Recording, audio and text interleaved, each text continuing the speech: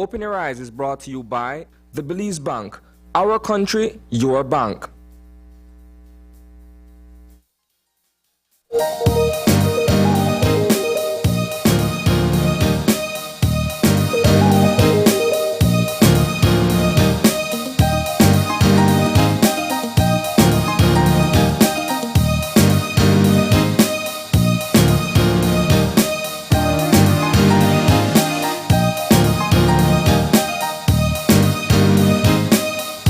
Good morning and welcome to Open Your Eyes. Start your morning right.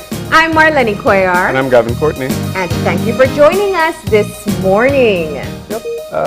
It's a really nice morning. Pretty calm actually up here in the city. That's right. It's quiet. There's no rain. It looks like it's going to be a sunny day. And I think like all Belizeans, we've been monitoring that wave down south. Looks like it's going to go more north, which is promising for us. Yes, and of course we did see some images over the past few days of some flooding, especially down south in the village of Bladen in Toledo was particularly affected. Yeah. And of course, that is consistent with some of the weather that we have been having, particularly down south. There's been a lot of heavy rainfall. Mm-hmm. But we will, of course, bring you our forecast of today and hopefully bring some good news as we head into the weekend. But we are still monitoring a bunch of systems. Of course, and it's a good reminder that we are in the hurricane season and that although there is a lot going on, and we know that there are restrictions in place and money is tight, but the key thing is that we just don't know when we may come under the threat of a storm. So please do all that you can to have some things put aside so you don't have to worry about that if that does take place. Yes, for sure. Yeah. And otherwise, of course, there's a lot to talk about, and both nationally and internationally.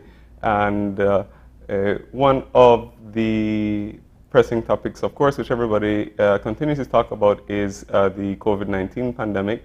And we've been looking at a lot of situations internationally, especially in very vaccinated countries. And I was telling Marlene right before we got started that I'd been reading articles about countries that have very, very high rates of vaccination, like a lot of European countries, and in particular, Iceland, I was reading about that has been getting a recent, let's say, surge of infections, but because they have such a highly vaccinated population, I believe I think it's more than 85 to 90%. They have not had any deaths since May. Yeah. And they've been able to maintain that because everybody has been vaccinated, and therefore it's consistent with what the doctors and scientists are saying in that you are considerably less likely to contract a serious case that will require hospitalization or death if you are fully vaccinated. The similar situation is also happening in Israel. I've read about as well, where they're also seeing increase in cases, increase in transmission, which is probably natural considering all the variants that are out there right now and the possibilities of breakthrough infections.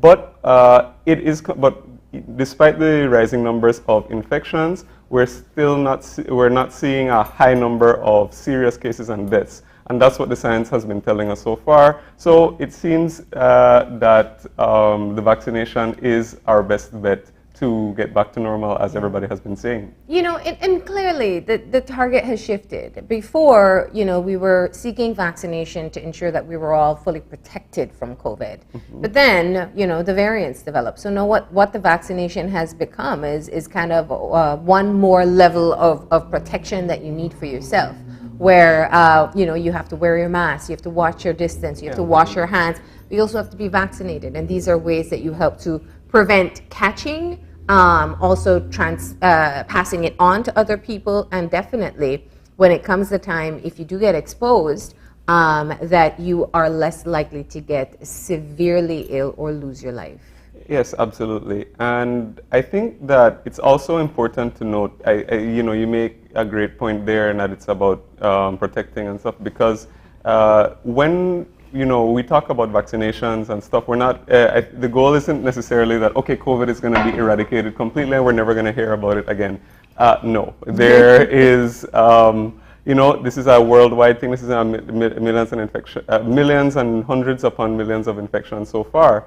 And but if you think about other diseases which have been successfully treated about vaccines, I mean, they still exist, but it's that either you significantly there's not much of a chance that you'll get it anymore, or you won't get a serious case. And I mean, I was thinking about the chicken pox. And I remember, that I was actually surprised that I was talking to one of my little cousins the other day, and basically he was like, "What is that?" When I said chicken pox, and he had never, and he's he's about 13 or something, Yeah. and he'd never heard of it. Can you believe that? I mean, like, well, when you there's a think vaccination for it now. Exactly, that's what that's the point. It's that, Yeah. like, since most children are now vaccinated against, it's not really a concern. But I remember when I was in primary school, that was a big thing. Or whenever anybody would catch it at the school, it would be a big worry, and all the parents would be like, "Oh, I mean, and I caught chickenpox in primary school as well." Yeah. But knowing that that's not a thing anymore because of not a huge concern, let me say. Because of the vaccine, it's a huge change in perspective. Yeah. No, it's true. It's true. And there are diseases like smallpox that have actually been successfully eradicated. And so I think that, we're at an interesting point. We have access to vaccinations. I see the numbers coming out. People are still getting vaccinated. That is really encouraging. And also, we see the children going out to get vaccinated as well. The uptake of the Pfizer vaccine for the 12 to 17 group definitely seems promising. I think it's going to be interesting to see how quickly we'll get enough people vaccinated to get the children back to school, because I know that's a huge priority. And this time, it's not even just government. It's not just the ministry. It's not just teachers. It's also parents who are saying they want their kids back to school, and the children too. Oh yeah, for sure. I couldn't even imagine what it's been like, over the past 2 years. Yeah. At any age, going to school, having to do things virtually, and being separated from your teacher, from your friends. And doing things, like we've been, this is just such a radical shift considering how, people have been taught and stuff for so long. Everybody's kind of wanting to get back to normal, or getting as close to normal as can be. And yep, as you can see, if you're looking at the figures right now, we are over 152,000 people who have at least received their first dose, and 64,901 having been fully vaccinated. Yeah. And so, according to the cabinet brief, this is as of the 16th of August. So this is a bit backdated, but that was 35% of the population has received their first vaccination, and 14% they've been fully vaccinated. So. This is all, I do hope that we're able to keep up these numbers. I do hope that people who have been hesitant are still exploring the different options for them, talking with their medical professional to get the right advice as to what they should do. The Johnson & Johnson vaccine is coming. I also know, I've met a few people who said, listen, I'm waiting on Johnson & Johnson. I just want one shot and no wait time in between.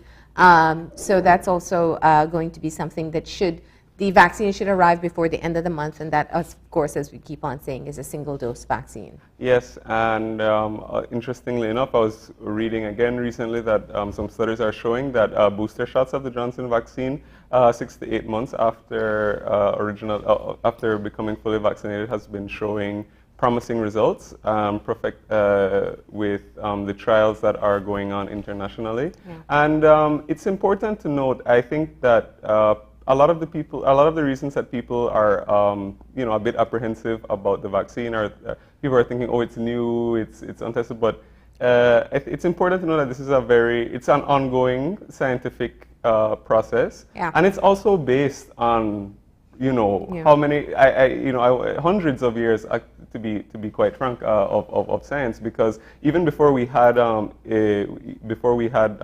vaccinations that you could take by injection. doctors and people have been working through inoculations. You know, that's a very old process. So it's not that the COVID-19 vaccine is just something that people just cooked up out of thin air. There's hundreds of years, and then in particular with the flu vaccines, you know, that has been a science that has been building over several decades. You know, and we have been able to come up with several different vaccines for several strains of the flu, and it's with that sort of science that this one is also being developed as well. Yes. So that is, of course, quite a bit about what's going on at this time. Today we're actually going to be taking a regional look at COVID-19. That's a part of our conversation that we're going to be having. We'll check in with some of our Central American counterparts and find out just how it's going. Belize is not very different from many other countries around the world who are battling this particular surge due to the Delta variant. So we'll have that a bit later on, but we got to get moving into our eye-opener for this morning, get you your motivation to get your day started. And our eye-opener for today goes like this. Each of us has been blessed with a purpose that makes our heart sing. Many people are committed to professions and personal endeavors they never consciously plan to pursue. They attribute the shape of their lives to circumstance, taking on roles they feel are tolerable. Your life's work is the assemblage of activities that allows you to express your intelligence and creativity, live in accordance with your values, and experience the profound joy of simply being yourself. Unlike traditional work, which may demand more of you than you are willing to give, life's work demands nothing but your intent and passion for that work. Yet, no one is born with an understanding of the scope of their purpose. If you've drifted through life, you may feel directionless. Your life's work may not be something you are recognized or financially compensated for, such as parenting, a beloved hobby, or a variety of other activities typically deemed inconsequential. Your love for a pursuit, however, gives it meaning. You'll know you have discovered your life's work when you wake eager to face each day and you feel good about not only what you do, but also who you are. I really love that eye-opener. I think that it's a great message to send, and one that we should remind ourselves of all the time. And I think it's because, especially nowadays, from the time that we are children, we are, you know, raised and conditioned to think that, you know, we have to be productive and we have to work, and we often think about our purpose in life, and we often tie it to what we do for work. Yeah. And that isn't necessarily so all the time. And, you know, a lot of people are like, okay, this is my job, but, you know, this is not who I am, and this is not what I, you know, this is not who I am, this is just what I do. Yeah. And it's hard to separate that a lot of times, and it can sometimes, because, you know, we have this idea that, you know, we have to be money, we have to make money, we have to let's say keep up appearances, right? Yeah. We drive ourselves to certain goals, even if they don't necessarily align with what we want, you know, deep down, or who we are, as I said, you know. And we push ourselves and to the point of burnout, and, you know, you have to take stock and think about, well, you know, do I really want to live my life this way? Yeah. And you have to listen to yourself, and whether that means that, you know, you need to devote more time to whether it's a hobby, whether it's, you know, taking care of your family. You can't feel bad or whatever that, you know, you're not getting as much money as somebody else who's doing something different. You know, and don't judge yourself based on what other people are doing as well. And you really have no idea what it takes for them either. No, I love, I mean, you open a whole can of worms there for discussion for me, just because it's something that I know I have conversations about all the time, how we tie purpose to profession. Yeah. And it isn't always the same. Some people are really blessed. They're able to find things that they have a passion for, that they feel driven by as their purpose, and they turn it into their profession. Many others are kind of in that limbo where they just switch their profession to their purpose. And it's so critical that we know that, you aren't necessarily, you aren't in a situation where you have to do or work in a place where that's where you fulfill your passion. A lot of people have side jobs or hobbies or things that they do. Musicians very often, they love music, but it isn't a way of life for them. Artists as well. In an ideal world they would, but they still find a way to fulfill that side of them as well, whether it's community work or something else that makes you feel like you're fulfilling your purpose. There are ways to be able to achieve that. Yeah, absolutely. And I think that, you have to look at yourself and evaluate what your needs are and what you really want to do, what you like, and then you can try to organize, things from there. And, the temptation will always be to, you can almost feel guilty sometimes based on saying that, oh, well, maybe I won't make enough money, or maybe I'm not as dedicated to like my day job, and people are always pushing you to like produce more and do X, Y, Z. So it can sometimes be hard to balance. But I think that it takes a whole lot of time for sure. But if you do listen to yourself, I think that the balance and the inner peace that you get is way worth it, and you should try to really take ownership of who you are. Yeah, and I do think there's kind of a change with generations as they go by. Yeah. The definition of success has changed dramatically, and I think the idea where people recognize that you aren't necessarily tied to markers like title or 3.5 kids and white picket fence, and that I think people start to have that change in their outlook. Yeah, I think that now we definitely recognize that there are different paths, and that there's not one way to identify somebody successful. And I think, you're right. It's no longer just about, okay, we have to get the good job, the dog, 2.5 kids, as they said. So no, listen to yourself and take ownership of and your purpose. Might not be to make a huge amount of money, but it could be something like you make great cakes, you paint, you do music, All right. So that is our eye-opener for today. And now we got to check in with our weather, find out what's happening. As we said, it looks sunny here in Belize City, but we will get the update from forecaster Shania Young. Good morning. A northeasterly airflow prevails over the area. The 24-hour forecast: sunny with a few cloudy spells today and partly cloudy tonight. Showers and thunderstorms will be isolated, with the chance for slightly more inland today than over northern and central areas tonight. Please note that a flood warning remains in effect for areas in the Stann Creek and Toledo districts due to elevated river levels. High temperatures for today will reach 88 degrees Fahrenheit along the coast, 93 degrees Fahrenheit inland, and 79 degrees Fahrenheit in the mountains. Lower temperatures for tonight will be 79 degrees Fahrenheit along the coast, 72 degrees Fahrenheit inland, and 65 degrees Fahrenheit in the hills. Winds over the open sea will be from the north to northeast at 10 knots or less, and sea conditions will be like chop. Low tides occur at 6:37 this morning and then 6:54 this evening. High tides at 12:28 this afternoon and then 12:39 tomorrow morning. The moon will set at 9:10 this morning and rise at 9:13 tonight. Sunset is at 6:10 this evening and sunrise at 5:37 tomorrow morning. The extended forecast: mainly fair conditions with isolated showers for Friday, increasing along with isolated thunderstorms, mainly over northern and central areas on Friday night. The sargassum update: there continues to be a medium chance of additional sargassum mats landing on beaches, mainly in the northern parts of the country during the next few days. And in the tropical weather outlook: a broad area of low pressure located about 150 miles south-southwest of Jamaica continues to become better organized, and a tropical depression or tropical storm is expected to form later today or tonight. The National Meteorological Service of Belize continues to closely monitor the progress of this system as it moves northwestward over the northwestern Caribbean Sea. Also, there is an area of low pressure located about 600 miles east-southeast of Bermuda.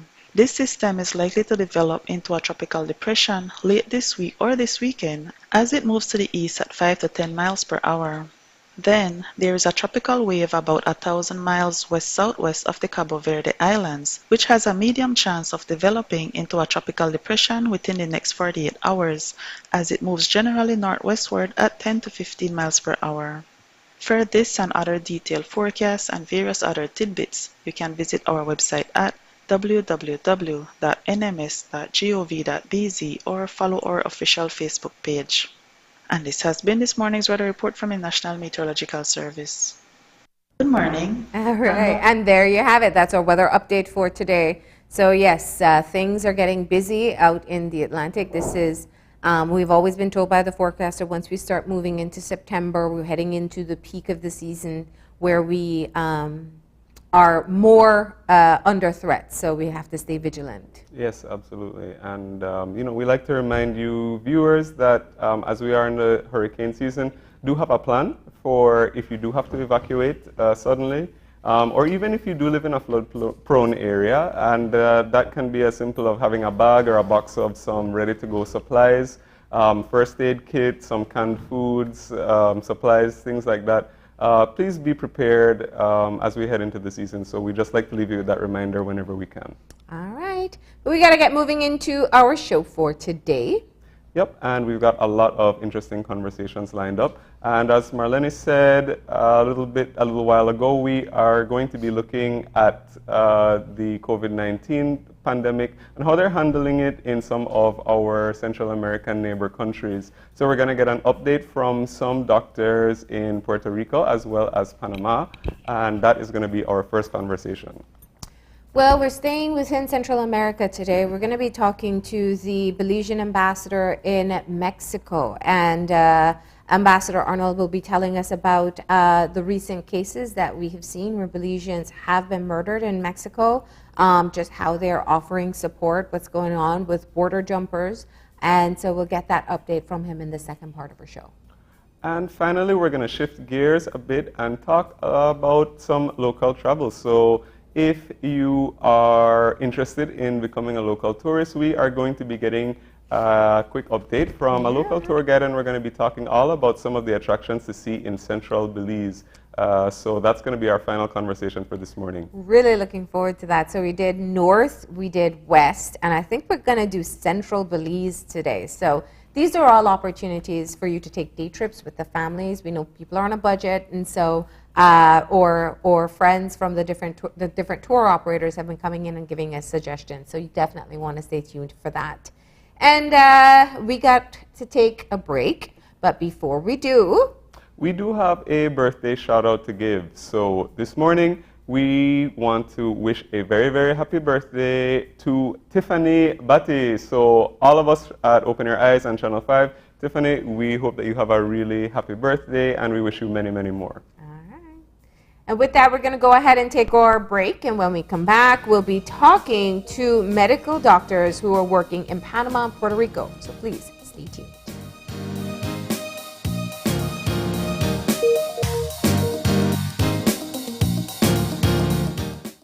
Good morning, sweetie. It's time for school. Are you a teacher or public sector employee who is thinking of owning your new home?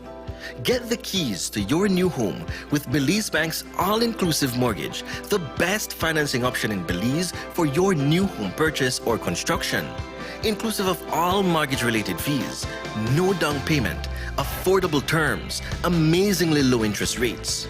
Visit our nearest branch to speak to one of our financial advisors to discuss how you can be one step closer to owning your new home. Some conditions apply.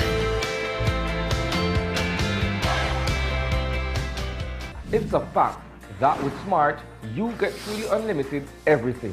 Only with Smart, you get unlimited data anytime. While with the other guy, it's only double data on weekends. With unlimited data every day with Smart, there's no need to wait. So, it's a fact that our unlimited plans beat the competition. Stop being measured and told when to use your data and get unlimited talk, text, and data. Experience the true unlimited plans with Smart. That's a fact. Make the switch and live smart.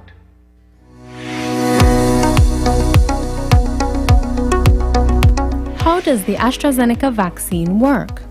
The vaccine provides support to help your body develop immunity to the virus that causes COVID-19. The body is left with a supply of memory cells that will remember how to fight the virus. It takes a few weeks for the body to produce the antibodies after vaccination. How long does it take to build immunity after taking the first dose of the vaccine? There is protection 14 days after a person's first dose. However, that initial protection may decline over time, which is the reason why it is so important to get the second shot. How long after the first dose should one take the second dose? The second dose should be given between week 8 and week 12. Are there any deaths associated with the AstraZeneca vaccine? There have been no deaths associated with the AstraZeneca vaccine. Vaccines save lives. They remain the safest, most effective, and cost-effective medical tool developed. Increased uptake of the vaccine is the best way to stop this pandemic, save lives, and return to normalcy.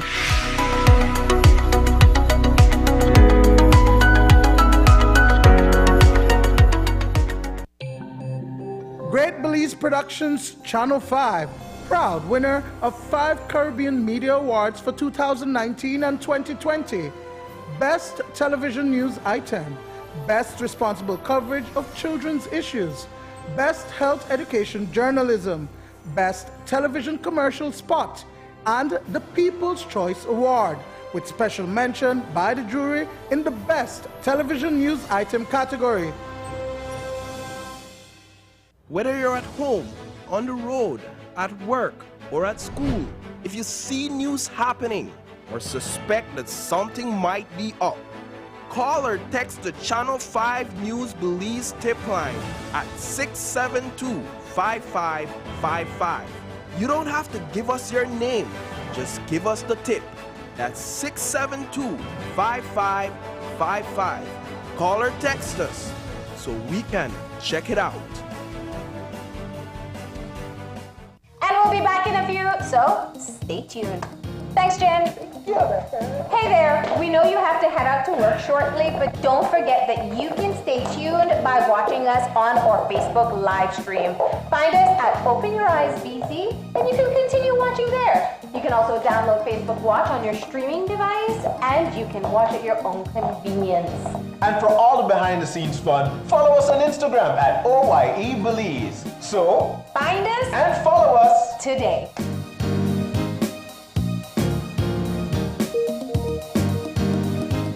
When someone you love becomes a memory, the memory becomes a treasure.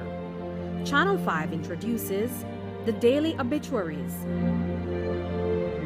The Daily Obituaries will broadcast all death and funeral announcements and memorials to honor your loved one's life and memories. The Daily Obituaries airs on Channel 5 prior to the evening newscast, with subsequent repeats at 10 p.m. and 12 noon the following day. It will also be placed online on our social media platforms, all for a standard package fee. Celebrate their lives and memories with Channel 5's Daily Obituaries. Honor in life and reverence in death.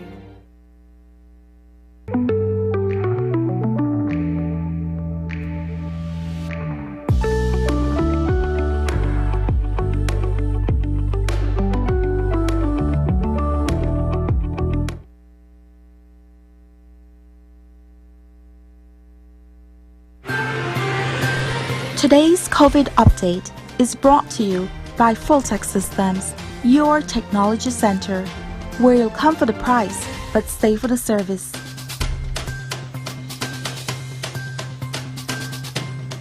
And we're back, and we're moving into our first conversation for this morning. This is our COVID update for today, and we are checking in with some of our neighbors here in Central America. We are joined by internist and neurocritical care specialist in Puerto Rico, Dr. Gloria Rodriguez, and we have internist critical care specialist in Panama, Dr. Jorge Sinclair.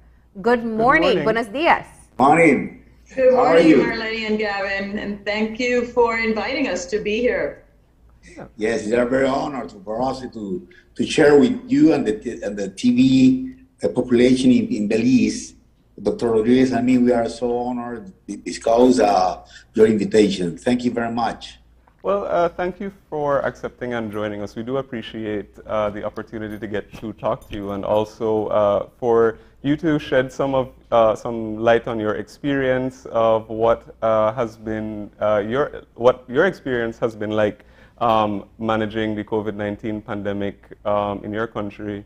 We like to get sort of a regional perspective, and especially with what's going on right now. Belize currently is facing what we call our third wave of infections. We're seeing a rise in cases, and of course that means that there is increasing strain on our healthcare system. And perhaps we can start with Dr. Rodriguez. Can we talk sort of about your experience on the front lines of the pandemic, perhaps let's say from the beginning, and where you are now in Puerto Rico? Well, Gavin, it has been quite a ride since the beginning. This pandemic started in Puerto Rico in March 13. It's a date that has been sealed in my memory. And, somewhat the enthusiasm of trying to, with this unknown disease, the energy within our community, everybody, willing to give it all to battle this disease. But now, after a year and a half, and with different waves, as you mentioned, we are also going through another wave with this Delta variant. And it's kind of been frustrating. We have our hospital personnel, the people in the front line, the nurses, therapists, they're tired, they're burnt out. We're starting to see, depression, anxiety. It's the same people. We are concerned for the future. Maybe we are not going to have more intensivists trying and willing to get into this field. And you had mentioned in your previous episode about finding your purpose. So this is something that is concerning. And now we have things that work. We have vaccines. We know now we have medications like remdesivir, toxicillimab, that can help, and steroids that can help our patients in the ICU. But most importantly, we know things that keep our patients out of the hospital, which is, wearing your mask, your physical distance, hand hygiene, and getting your vaccine. And to give you one perspective, this is something that a couple of months ago, we were down to having 70 people hospitalized. And thanks to those numbers, the government was able to open up a little bit more. And having people go back and starting to socialize and having activities, because you can't have a population inside their homes quarantined for an indefinite period. But now we're already back on 499 cases in the ICU. Most of them are unvaccinated. And the great concern is at the beginning, you would see people, 60, 70, 80-year-old people in your ICU, but now we're seeing younger people who are not vaccinated, and we're getting also to pediatric patients. Right now we have 32 pediatric patients hospitalized, and 2 of them in the ICU. So that's one of the things that's concerning, and trying to get the population to hop on board and try to end this. We saw the light at the end of the tunnel with the vaccine, but now it seems so far away. Well, that is extremely concerning to hear, and I think that there's a lot of parallels with our situation as well. And Dr. Sinclair, can you talk a little bit about your experience in Panama? Yeah. Our experience is very similar to Puerto Rico, that Dr. Gloria talked about it. The difference with us, that Panama is a country of transit countries, where we have people from everywhere running here, there, and really was very tough at the early beginning. We were very confused about what was going on. I remember very well, Gloria and me, we came from the meeting of Critical Care Society in the United States of the end of February, and the beginning of March. We realized that something wrong was happening in Panama, thinking in the problem in China. What we do, we at the beginning, we try to make a calculate of how many beds we will need in the future in order to control the disease and to avoid the collapse of the hospital. Mm-hmm. But it was not so easy to do. At the beginning, we made some mistakes, normal mistakes, because we were very confused. And then I think we have a little bit failure talking about the searching of the cases and the translation of the patients in the country. Then when we realized that the first step was to find the disease people, then we realized that we have to grind up in the number of beds and the number of hospitals, and we transform some convention centers, 2 convention centers in a big hospital. Mm-hmm. Our ICUs were collapsed. Our ICUs were very, very, very tough. We have in Panama 4 million people plus the visitors. We are 6 million people in Panama. But what happened then? We decided to make a better translation and to make a lot of teaching conference meeting among the different countries. Yeah. Dr. Rodriguez, one of the leaders, with Dr. Jorge Hidalgo in Belize, in order to have our experience from Italy, from China, and from America. And then we realized that the treatment was different that we saw at the beginning of the disease. Now, and then we decided to look and to search for the vaccine in order to try to control the disease. Now in Panama, we have at the moment almost a 500,000 people of cases positive in the country, and recovery we have 438,000 people recovered, and death we have 7,000. So sad, but we had 7,000 people that are dead in Panama. Mm-hmm. The control and we can think that the best do and the best movement that the government made was try to get the vaccine early. Mm-hmm. And that's with this now we have 4 million people of vaccines given and the population, and almost 50% of the older patients are vaccinated. The problem, like Dr. Rodriguez says, is the young people. Right now, in the first wave, our problem is the variants, talking about Delta, the young people. Why? Because the young people didn't realize that they were the wave of infections through the population.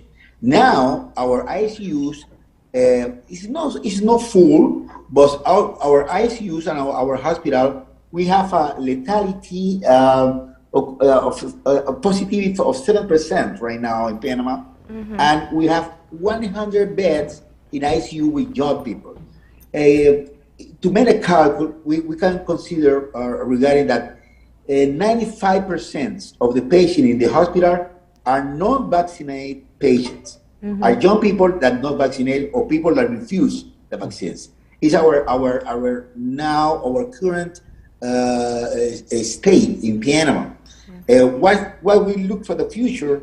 In the future, we right now vaccinated people above 12 years old, and like you know, yesterday and yesterday before, Pfizer's the FDA approved that Pfizer can be given freely and can be open to give the Pfizer vaccine. Yeah. And we think that now we are in a better moment than the beginning. It's totally different. Yeah. What is our concerns? Our concerns right now are the variants. Yeah. The concerns variants, Delta is our most difficult variant that we have, and we're trying to fight against it. That's the current situation in Panama right now. Yeah. You know, you both mentioned something important, and I think we should take the time to address it. And Dr. Rodriguez, maybe you can shed some light.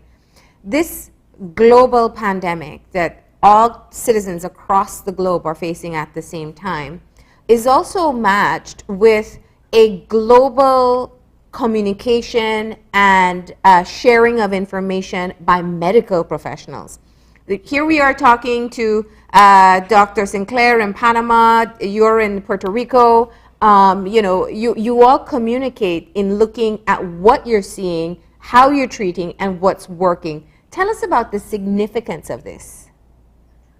Well, it's very important, the globalization of the world, of the world. And as you mentioned, how easy it is for us to communicate. But then this is a double sword, because just as easy that we can communicate, then it's easy also to receive misinformation. So one of the things that we need to do, we are physicians, we are scientists, is to practice medicine based on evidence. And that's why one of the best things about the globalization was that we could get a lot of numbers. A lot of things came out. For example, if you take sepsis, there are things that have taken 10 years to find a study that has significance on mortality and sepsis. And with COVID, we have been able to do it in a year and a half. And it's because of global collaboration. But it's because we've had strict protocols and we do medicine based on evidence. So it's very important who you listen to, of the information that you get, and the risk of misinformation, because everything is in media, right now, and social media moves quickly. So that's the balance that we have to take. We're very appreciative, at least I am very appreciative of being able to communicate with somebody from Panama, somebody from India, see what's going on across the globe, and how can we anticipate the problems that we're going to be facing the same way you're doing it right now. You're in your third wave in Belize, and we've had some experience in Puerto Rico of how we've been able to attack or address vaccine hesitancy. And those are things that Belize can look to, and also with the help of Panama. One of the things we've been able to do, and that's along with Dr. Jorge Hidalgo, and Dr. Sinclair has been a collaborator, with this globalization, we've been able to publish a book. It's called Lessons from the Frontline. It was being done during the pandemic with people who were in the front line and addressing different issues. One of this is this one. We've spoken about how fast information has been going on. We've addressed how government addresses it, how the psychological toll of our frontline workers. So there's everything that you can find, and it's a live record of what's been happening with the pandemic. Let's go a bit deeper into some of the efforts that you have seen so far. The vaccine hesitancy is a serious challenge, and I think there are many who are working to get information out and to get information and to allow for access to all. But naturally, the newness of the situation leaves people a bit skeptical. Tell us about the situation that you see and some of the efforts that have been helpful in making people make their decision. Well, in Puerto Rico, we've got 80% of the population that has received at least one dose of the vaccine. Wow. But then getting them to get the second dose, we're down to 68%. So the government has done it in various ways. One of them has been mandatory vaccination, except for medical or religion reasons, and you need to get an affidavit of that. for healthcare workers, for teachers, for government workers. That's one of the strategies of the government. One of the things that commerce has been very helpful is that there have been venues, entertainment venues, restaurants that have voluntarily required vaccine evidence to get into your restaurant or into your venue. Right now, and I will give this as an example, Bad Bunny, he's a musician, he's a trapper, everybody know who Bad Bunny is. And he sells his concerts in less than half an hour. He puts it out and it's online, and in less than half an hour, you have 150,000 people trying to get tickets. And one of the things that he has done is that he has made his concert vaccine only. So I think that also helps with our young group to try to stimulate them to get them vaccinated. Another thing is they've done lotteries. They've got prizes. You get vaccinated, you go into a lottery, and you can get a $50,000 cash lottery on that. So there are several ways that we've tried to address it. I think the most important thing is to emphasize that there are different types of vaccines, there are different technologies, but all of them have been studied and proven to be safe. And now, after a year and a half or 6 months after December, that the first vaccines came out, there's more data about their safety and efficacy, enough for the FDA to give Pfizer full FDA approval. This is not an emergency use authorization anymore. This is full FDA approval.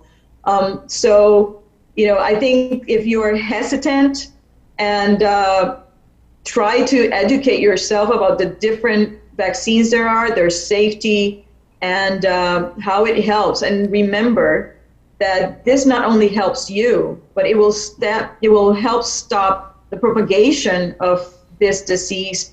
And you don't want to see a family member or a loved one, succumb to COVID when we already have things that work. Yeah. Now, let me just ask one additional question there. I believe Dr. Sinclair pointed out that 95% of their hospitalizations are unvaccinated persons. What's the situation in Puerto Rico? It's about similar. Okay. But one thing that I want to mention is as you increase your number of vaccinated people, you will have breakthrough cases of patients, right? These vaccines are not, and none of them are, none of the vaccines are 100% effective. And so you will have that. And it doesn't mean that the vaccine doesn't work, but it means that if you had 10 people that were exposed to COVID, and 9 of them are vaccinated and 1 of them gets a breakthrough infection, but then the other one who was not vaccinated, then people might say, oh, it was 50-50. 50% of my people are unvaccinated and 50 are vaccinated. No, that's not the right math.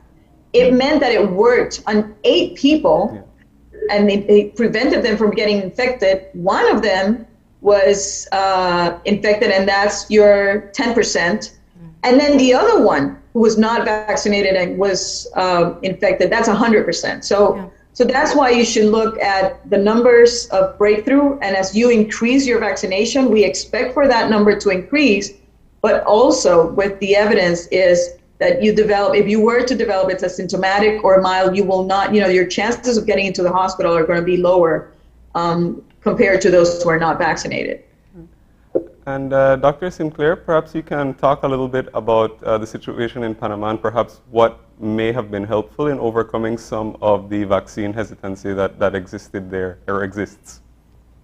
Well, very similar that Dr. Gloria Rodriguez in Puerto Rico. The vaccine really is positive. Is something that has changed the rules, changing the way, and changing everything about the disease right now, including there is a lot of question about the vaccines, and some people disagree because they say, okay, you can have the vaccine, but you can be infected. Well, that's true, but if you measured the virus load of the patients, the patient with the vaccine or the patient around the people that get in and put in the vaccine, the virus load fall down too much compared with the people that don't use the vaccine, and that means that you can be infected, but you maybe you don't have to attend the hospital or to be admitted at the hospital, or maybe you have to do you don't have to be admitted at the ICU, and more important, you will not die. It's more important. You have a more probability of not die compared with the people that doesn't receive the vaccine. Now in Panama, with the Gorgas Institute, we have the Gorgas Institute that there is a tropical disease laboratory from the time of the Dr. William Gorgas in the 19th century. Right now, we are studying the different variants of the virus, of the coronavirus, and our concern is how much the different variants are hitting the people and killing the people. And now we realize that if you receive two vaccines, you are more protected against the variants, at least Delta, that is the most powerful, against the people that doesn't receive. And this is very important because right now we review that the variants multiplicate and replicate very, very fast. For this reason, you cannot control the people that with the variant Delta. For this reason, we need to teach the people to learn, to explain the necessity of receive the vaccine right now. Well, we need more time, we need more research, we need more experience. We are changing the experience right now. Example, the antibodies, the monoclonal or polyclonal antibodies, some antibodies doesn't have effect, you have the Delta variants. That means that it's preferred to be protected with the vaccines because we have to change the treatment with some patients that doesn't have the vaccine against a patient that has the vaccine. Yeah. And all the patients with the vaccine, we know very well that the tocilizumab and many antibodies, Regeneron, have a good outcome. But in Panama, we are fighting right now, not only with a virus. We are fighting with 8% of people that don't believe in the vaccine. 8%. Mm-hmm. People that they say we don't want it. We don't believe in that. It's an artificial virus that created to kill the people. Ideas and the culture of the people, and we are working right now in that. And the second concern that we have right now is the young kids, the kids. What's going on with the schools? If they have to go to the school, and then we are right now trying to have all the professors and educators vaccinated in order that they can go to school and the kids can go there. We know, I don't know, Gloria, if you know about that, but I think that the vaccine is not approved to kids under 12 years. Yes. Not yet. No, not yet. It's a problem that we have because the majority of the schools are kids under 12 years old. Yeah. And that means that we have still an area that we don't have the control yet. Yeah. And we need to look for in order that trying to control the disease in this group. Okay. Are you seeing pediatric cases as well?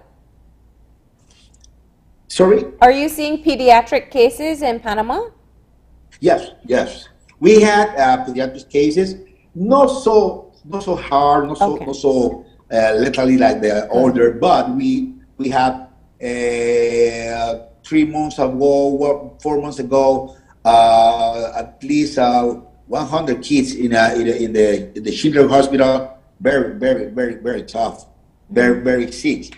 And that's a problem that we thought about it, and we decided to put attention in this group because we need to protect them too. And now our controversy is how many people can go to school, elementary school, and how many people cannot go to elementary school until we find an answer to this problem. And Dr. Rodriguez, earlier on when we started this conversation, you were describing some of the situation in Puerto Rico, especially among the healthcare workers, getting exhausted, reaching the point after so long dealing with this. Can you talk a little bit more about how the variants have sort of changed the game from the beginning of the pandemic, and what you're seeing in the hospitals? You spoke a little bit about the increase in younger cases, pediatric cases, but how have the different variants now changed the game, and what's your message to people, considering all that you've seen and experienced?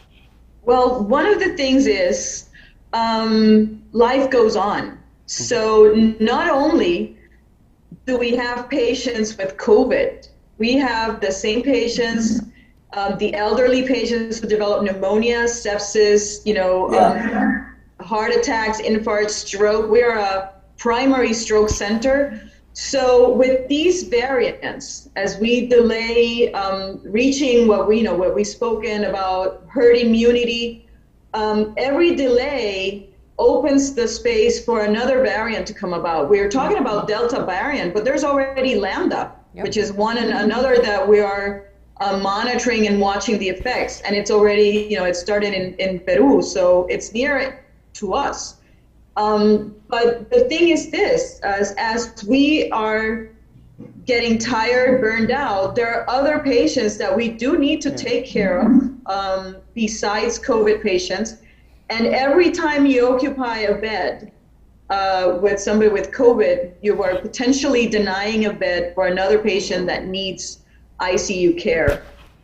So that's one of the things. The message that I would give your audience is, consider that we're already a year and a half. We want to see an end to this pandemic, and vaccination, still wearing a mask, hand hygiene, physical distance, which means it's physical, not social.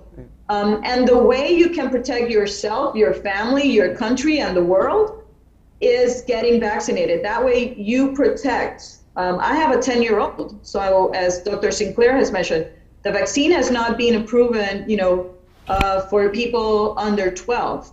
So the way I can protect my daughter is having everybody around her who can get vaccinated. And that way it reduces the chances for her to get the disease, and it helps her get back to school. We hadn't talked about, the psychological impact of social isolation of children, but it's something that, we need to get out of this pandemic, and life goes on. And hopefully learn from this one, because there will be another one coming. Do you think that, and I both doctors can answer this question, in your respective countries, do you think that the government's role in, perhaps the management of the pandemic rollout of the vaccine, have they been responsive to the medical and scientific community, listening to your recommendations, and are you getting the support from the sort of governmental institutions that you'd really like to see? Yeah, yes, totally. most definitely. Totally. And in the subway, an example, everybody have to use the mask and face, the buff, and the distance. We need to keep the protocols still, because I am totally agree with Dr. Rodriguez. We have many problems yet. And the problem that we have right now is that the chronic patients that couldn't be attended during the pandemic now are seeking and dying. And that's a big problem. what we do, what the government are doing right now, we do right now is we created the modular hospital. I am the director of one modular hospital, 200 bed, dedicated just to level 1 and to level 2 of patients with coronavirus, because we think that the best fight against the coronavirus in the first line is at the just of the beginning, and then we avoid that the people go ahead to the ICU. And right now we are creating 2 or 3 hospitals more in order to discharge the first level hospital with COVID, because the chronic patients are needing the attention again. Cardiac patients, transplantations, renal kidney transplantations, etc., etc., like Dr. Rodriguez says. It's a big problem we have right now, because we need to move or to remove the patient in another areas in order to retake the old patient that we had before the pandemic. Other things that we are looking for is trying to rise the economy. The economy was very heated. Really, we suffered too much in Panama. I think in Puerto Rico too. I think in Belize. The quarantine was very tough for us. We had 3 times of quarantine, very tough. I think that the Panamanian quarantine was longer around the world, but our problem is that we have a country of transit, and we needed to protect it against the people that came from South America, Europe, North America, etc., etc. It's a really it's a challenge, but we are very, very happy, humble, happy, because we realize that the human being can create, can move it on together, and we work better together than alone. Like you say in the interview, Dr. Rodriguez, Dr. Jorge Hidalgo, the master professors in Europe, master professor in South America and North America, every day we were in touch 2 or 3 times by day. It's something very, very positive. I was very impressed how the community, medical community, made one strong campaign to learn and to produce the protocols and the guidelines, because we have we had a lot of information and misinformation at the beginning, and still we have it, and we need to fight against that. I think that the pandemic and this time was a bad time, but at the same time we're positive in order to think that not everything is granted and not everything is fine. We cannot think in the future, in 10 years more in the future. We need to think right now in the future, for tomorrow, for now. And we need to think to how to keep alive in a pandemic that killed a lot of people around the world. Yes. All right. Well, we do appreciate both of you being able to share your perspective from Puerto Rico and Panama. And of course, we know that this is a part of the work that you've been doing, as you rightly noted, Dr. Sinclair, just the medical community in dialogue, working together, and being sure to learn from each other as we try to get through this pandemic. Any closing thoughts to our viewers? I would urge our viewers, this is the world, and we're all, no man is an island. We're all part of this, and each one of us, including our viewers, have the capacity to put the little grain of sand on trying to end this pandemic by getting vaccinating, using their mask, your physical distancing, and hand washing. So, go Team World, and let's try to get over this. Yeah. All right. Well, my last message is that the pandemic is not ending. It's not ending yet. We need to keep the biological control and the behavior control. protection against the virus. And I would like to congratulate you, like TV Canal, because we think, Dr. Rodriguez, we think that the education is the best way to go ahead and to be and to live from this pandemic. We need information. We need a good information. We need a good interviews.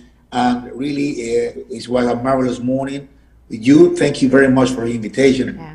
We are so honored to be here with you and the people from Belize. And a big hello to our friends, my brother, Dr. Jorge Hidalgo, that is a leader in Latin America and around the world, and that is always is concerned about all of things about the diseases and the pandemic too.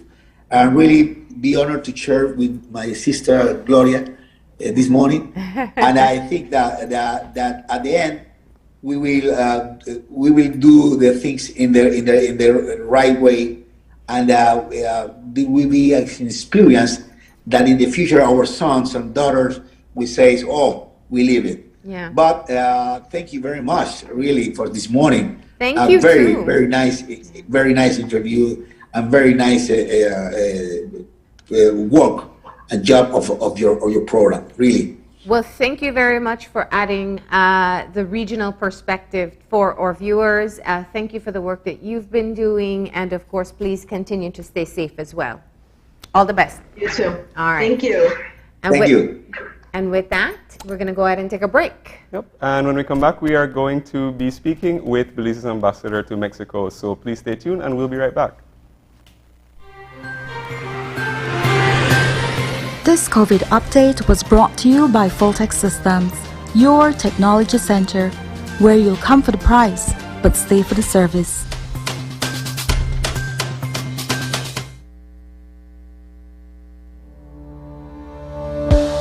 Working off-site doesn't mean you have to be off your game.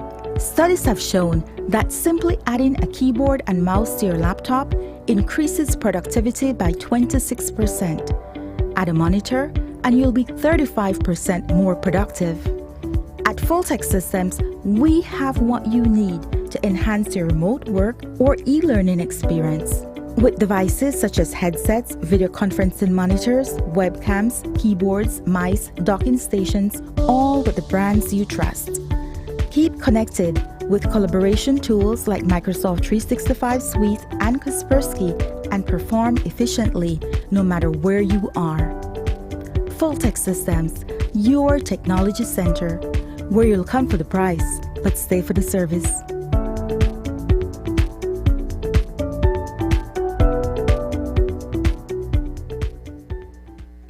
Smart continues to expand its internet coverage countrywide to help you live a smarter life. Our villagers are very happy. They are pleased to know that Smart went the extra mile to put a tower in our village so that our villagers can get live stream on their TVs and they can get their kids doing their online classes. I want to say to Smart, thank you for making it possible for us to get internet in Gardenia village. We really do appreciate it. Smart continues to take the internet and mobile services to communities across Belize. Now save even more when you bundle your Smart broadband with Smart mobile services. Smart, bringing people together.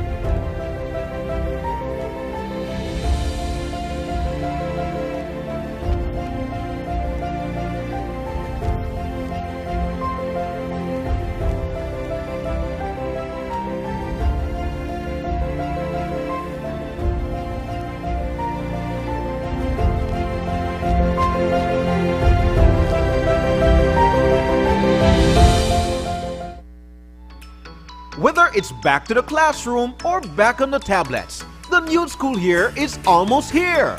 We know you missed seeing the children take center stage in 2020, but now Summerfest is back, pandemic style. Join us on August 27th for a virtual celebration of our talented Belizean children. We'll bring you all the family fun and entertainment right in the comfort of your home. Don't worry, we'll still have fantastic giveaways throughout the live show. All you have to do is follow us on Facebook at Open Your Eyes BZ. Our annual Kids Talent Show starts at 6:30 a.m. live on 5 and streamed on Facebook and YouTube. Start your school year right with Summerfest 2021.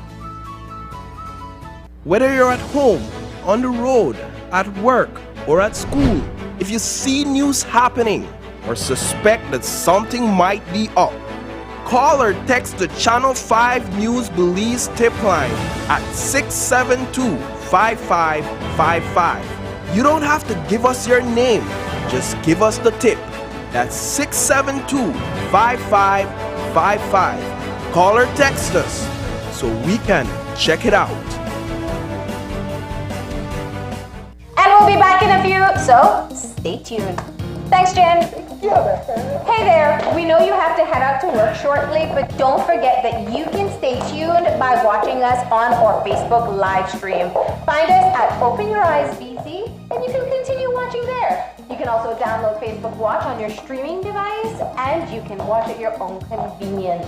And for all the behind the scenes fun, follow us on Instagram at OYE Belize. So, find us and follow us today.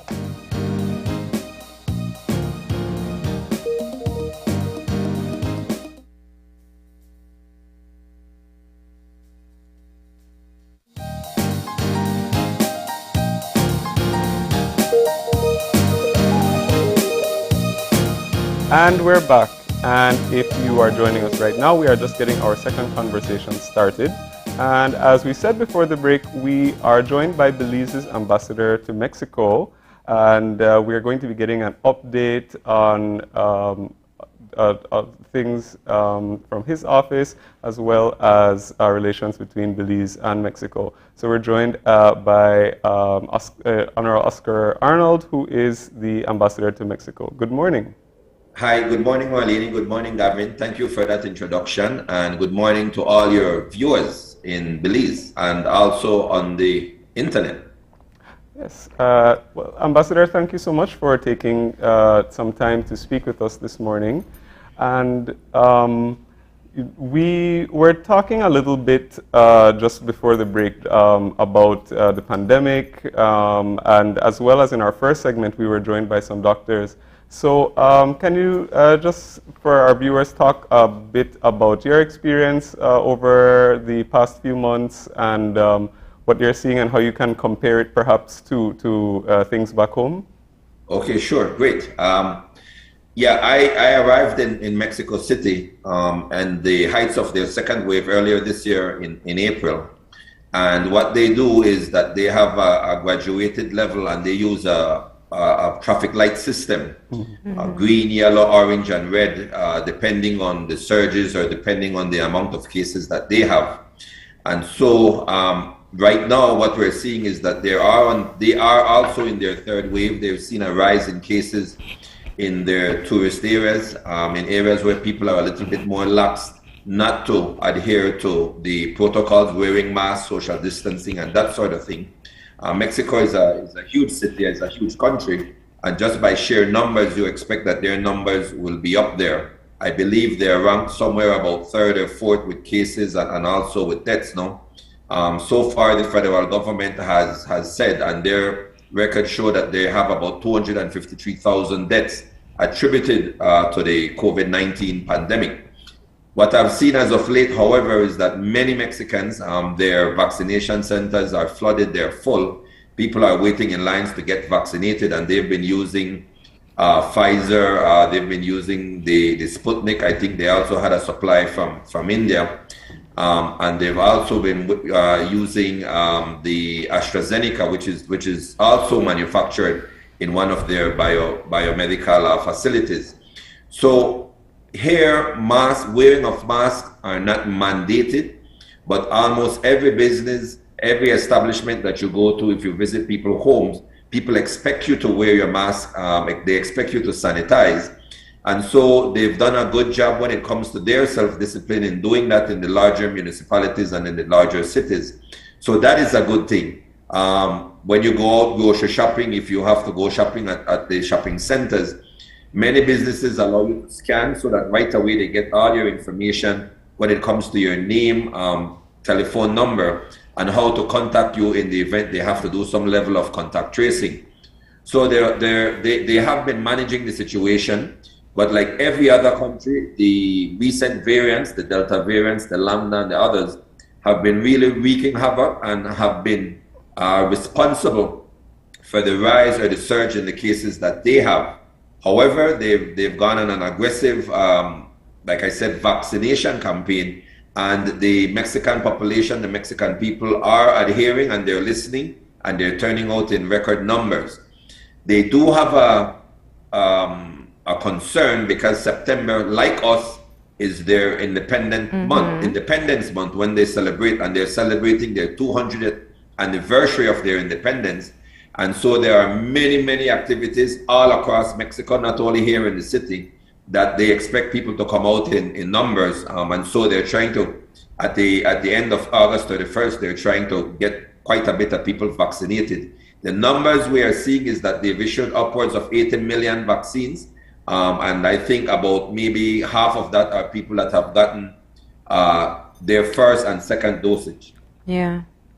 It's interesting when you put it into perspective like that, just how our neighbors are doing. And we know that a part of the challenge in battling this disease on both sides of the border is that we don't have that cross flow that we once used to have. We've spoken with representatives from Chetumal quite often who say, they do hope that they could have Belizeans return. But nonetheless, Ambassador, let's talk about some of the recent stuff that's been happening. I know yesterday you spoke with our news team providing an update as we have seen Belizeans being murdered in Mexico. Tell us about what you know so far from the information you've gathered. Yes, lamentably, it's a very serious and very, very critical event.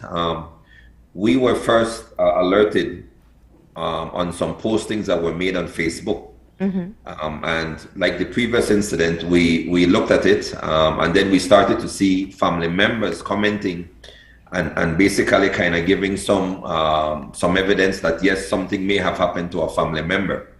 The difficulty here and the difficulty that the mission here faces in Mexico City is that many times when individuals get involved or are in this incident are killed or run amok of the immigration authorities, we have to, the Mexican authorities have to first confirm their identity. Many times people don't have their IDs on them for one reason or the other. And so the authorities would contact us first, give us a name. We would then contact our authorities back in Belize, whether it's the Vital Stats Unit, Immigration, and other agencies, to try to ascertain if we do have documentation that this person is a Belizean national.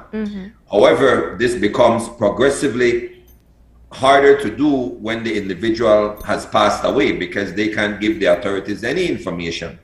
And so if it's not a relative or a close friend or a close associate that they have in Mexico that can say to the authorities, listen, I believe this person is Belizean, I believe this is his name, and then we have somewhere to start. Late Tuesday, we received some calls and I contacted, because of the location, I contacted our consul in Chetumal. He handles Quintana Roo and some of Yucatan, mainly the state of Quintana Roo, to try to find out if in fact there was an incident. And sure enough, there was an incident of an unidentified person that was shot and killed. In that incident, 2 other individuals were also shot and injured and were being treated at their medical facility. And 2 other persons were detained and captured. At that time, we thought that the incident was the same incident, but we found out a little bit later that there was another incident on August 24th, on Monday, that also involved the shooting of an individual that bear the resemblance, or sorry, that was thought to be of Belizean descent.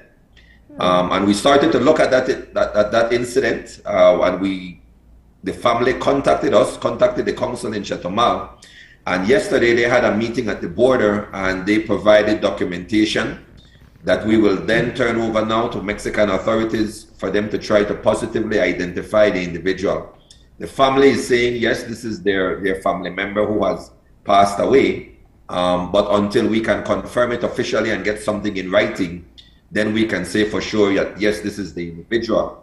It's troubling because it's 2 months to the date. June 24th was when we saw the first incident happen in Tulum on the beach side, where 2 Belizeans were shot and killed. And then on Monday now, we have this other individual and possibly a 4th person that happened on Tuesday. But because there was no identification on that individual, the authorities are only saying that he had dark complexion. And so they're at this point, their best guess is that he may be of Belizean nationality. Now, this is a very concerning situation when we get the reports of Belizeans being killed in Mexico. But put it into perspective for us in terms of these types of crimes and the frequency. Great question. We know that the borders have been closed for all types of crossing for quite some months.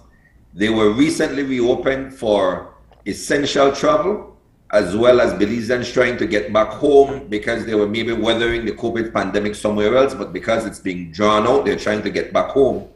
Or for people trying to, who are in dire need of medical assistance and that sort. And so for these individuals, for these incidences to be happening, and so far, every incident has involved individuals who have illegally crossed the border into Mexico, which poses quite a bit of concern because you put yourself at risk. Yes. For us and for myself as the ambassador, it's very concerning and troubling whenever there's any loss of life of any Belizeans under whatever circumstances. Many of us grew up, we have family members traveling, vacationing all along the Mayan Riviera. And what these instances will do is that they will start to highlight that maybe Belizeans will become targets. And when we open up and when we have this pandemic under control and Belizeans start to travel again, my concern is that we may have nationals who are targeted. And so the circumstances surrounding how these individuals perish is very troubling, because then it tends to give evidence that we have individuals that are involved in activities that is very dangerous and that can cost them their life. What's the cross-border relation with the police forces and their investigations? Okay, so it's very important to know that in many of these municipalities, there's the municipal and state government that have autonomy over their police force and other agencies. Then there's the federal government. And many cases, so our interaction and our engagement has to be at all those levels. And depending on the severity and depending on where certain incidents happen, we have to try to locate the individuals who we need to talk to, who will have the pertinent information to then pass on to us. Our relationship with Mexico is excellent. We've been dealing with them and discussing with them on many other issues. We have Belizeans who transit Mexico to come to Belize with, for example, vehicles. Since the year has started, I've dealt with about 14 different cases where people have run into problems with the immigration authorities and with the surge that they have with these other Central American migrants who are trying to get to the US. There are tens of thousands of people who are caught up in the Mexican immigration system. So for them, when they hold someone, they just process them, get their information, and within 2 weeks, sometimes 3 weeks, they are given a repatriated date that they are then repatriated home and handed over to immigration authorities at the Belizean border. But our engagement, our discussions, and the relationship with these authorities are very good. It's something that we've been able to increase upon since I've taken over here at the embassy. Yeah. But it's very critical because especially in that Quintana Roo area and the Chetumal border where we share a natural border with them, a porous border at that we do still have individuals who are border jumpers and are crossing the border illegally. Yeah, that was actually going to be my next question about just sort of piggybacking off of Marlene's one about the collaboration on monitoring the border situation because there are illegal crossings both ways and illegal trade as well, you know, contraband and issues like that. So I was wondering how the collaboration is on that effort. Okay, great. Like I said, we do share the natural border with Mexico. They patrol their side that I am aware of, and we also have our authorities that patrol our side. But one item that has come to light during COVID is that the demand and how we use our resources has become very much important. And I believe that our police, our BDF, our immigration and customs are stretched to the limit, and people are taking this as an advantage for them. Since we've started to take note, or since April, we've had about 78 incidences of people being repatriated back to Belize. All of these individuals were border jumpers and did created some level of immigration problems or did not cross the border properly. And so that is very alarming because that is a high number for Belizeans. Yeah. And it's Belizeans from many different districts. It becomes even a little bit more tenuous when they have minors traveling with them, because then obviously the care and the support that has to be given has to be heightened even more. And so I believe that there has to be something more that has to be done. I know that our immigration authorities are looking at the situation. Obviously, these high-profile incidents do not help, but they also provide a view into what exactly is taking place. And one other thing, sort of shifting gears, which occurs Sure, no problem. Yes, I was going to ask, because it occurred to me just talking about issues with the border. And I mentioned just now illegal trade, but I also was thinking about legal trade. Okay, excellent point. Because, of course, with the issues that have been brought on by the pandemic, one of the major ones, of course, is economic. And with the borders being closed, there's also different considerations which apply to the economy on both sides as well. So, what's the trade and business relationship looking like on the ground right now between Belize and Mexico? Okay, excellent question, Gavin. We've, through Minister Courtney, Eamon Courtney, who is also in our Minister of Immigration, Foreign Affairs and Economic Trade, and our CEO, they've re-engaged the Mexicans. Later this year, Prime Minister Briceño will be making an official visit. He will also be attending the Head of State CELAC conference. And so we have re-engaged the Mexicans in trying to hammer out some level of trade agreement. And they've been very receptive. In fact, we've received information that from their highest authorities that they've sent out the mandate that we need to get this done, and we need to get this done with Belize. We know that the Agricultural Minister, Minister Mai, has done great strides in increasing the amount of cattle that is being exported to Belize. There are several missions that have already taken place where they're looking at other crops and also other types of livestock, maybe pig and even mutton. So that relationship is great. We know what we represent to the local economy in Quintana Roo. Every month, pre-pandemic, we had in excess of 30,000 Belizeans crossing into Mexico, and you can do the maths. If everybody or every individual spends $500 for the weekend over in Chetumal, what that means to their local economy. Just recently, I think this week, we had two of our local mayors from the country in Belize, I believe Belmopan and maybe Belize City, that attended also an economic summit that the business people put together there in Chetumal. Yesterday, they also opened really their and they had their first walkthrough of what they deem as their free zone in that area, and they've already attracted biochemical companies. They've also attracted data communications companies that will be operating out of that free zone. So it's important. They understand that the southern part of the Yucatan and Quintana Roo area is an area for large growth.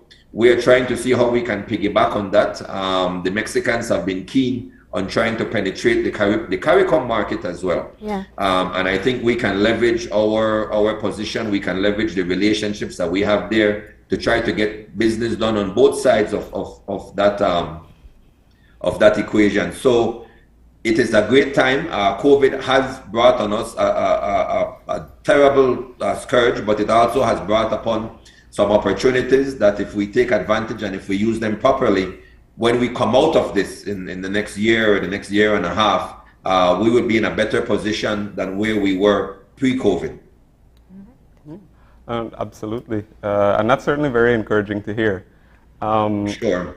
And, well, Ambassador, we are quickly running out of time. So we want to, of course, thank you for the conversation this morning. But before you go, if you'd like to leave our viewers or with the rest of the Belizean population with any message from there in Mexico City? Yes. For anyone traveling into Mexico, whether it's for studying, medical reasons, please get in touch with the mission so that we know that you're here. We reactivated, because we do have a Belizean Mexican diaspora group here in Mexico City, and they've also reached out to other areas that they know that we have second and third generation Belizeans living, and so pretty soon you will be hearing from that group. We've already kept in touch with the diaspora relation desk over there at the Ministry of Tourism, and so that is something that we're also very excited about. We have many students who are studying in Mexico, all over Mexico, and so we want to get them under that umbrella as well and try to provide whatever services or support that we can.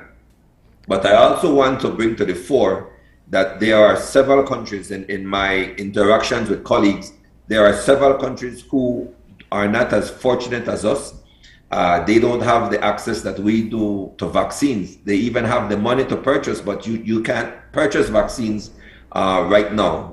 And so we've been fortunate that our leaders have had the forward thinking to get in early, to have the bilateral discussions, to make sure that we have not only one vaccine, but I believe now we have 3 different types of vaccines that we can provide and make available to the residents of our small country. Being small in population has its advantages because it meant that we could get to herd immunity much quicker. So I know that taking the vaccine is a personal issue. I have a 16-year-old and a 4-year-old that I would die for. And so I had to make that decision as well for myself and for my family. But please be informed, get the facts, and then make an informed decision. But make sure that you protect yourself and your loved ones as well. Well, Ambassador, thank you so much for joining us this morning. We were able to cover a lot more, and we appreciate you taking the time. Most importantly, knowing that you are staying on top of things when it comes to these incidents that involve Belizeans. We know family members being stuck here, it can be tough, and there's a lot of pressure to get information. So we appreciate you telling us all about that. Thank you so much, Marlene. And on that point, if I am allowed, I would want to say, and I would want to ask all my fellow Belizeans to be responsible when I know social media is a great tool, but it can also be, it can also provide great harm. Be very responsible because we have family members of these individuals. It doesn't matter under what circumstances they met their demise, but we have family members who they can't see their loved ones. There's no closure as yet. So please be responsible in the comments that you make. And what this is also all sorts of innuendos and all sorts of conspiracy theories. And so sometimes it's blown out of proportion because one of the first notifications that we got was that there were 9 people that were massacred and killed. And so from our end, and when we handle it with diplomacy, we have to be very careful how we approach the authorities and try to make sure that we continue to have great relationships with our Mexican counterparts. So yes, while we receive information, we will act on it, but we cannot, as is the practice in Belize, just whatever information we receive that is the gospel truth. We have to try to find out the facts first. Of course. And thank you very much for providing that information for us this morning. Continue to stay safe and have a great day.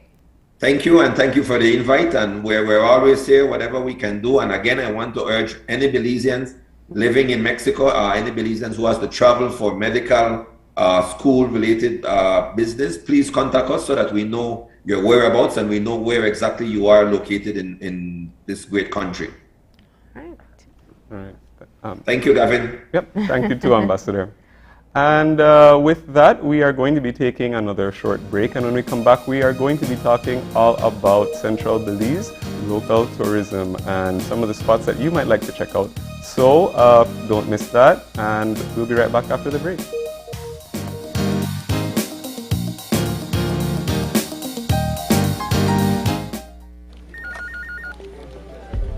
As one of the largest cable and internet providers in Belize, CBC strives to provide our customers with the highest standards of quality, value, and service in all aspects of cable TV and internet.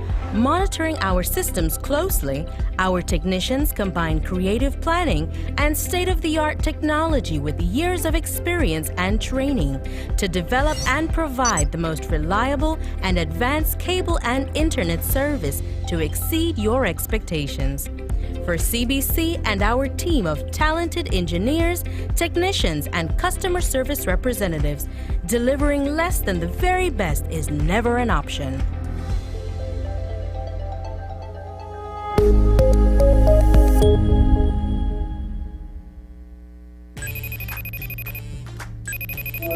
Hey son, how was your first day at sixth form? Really cool.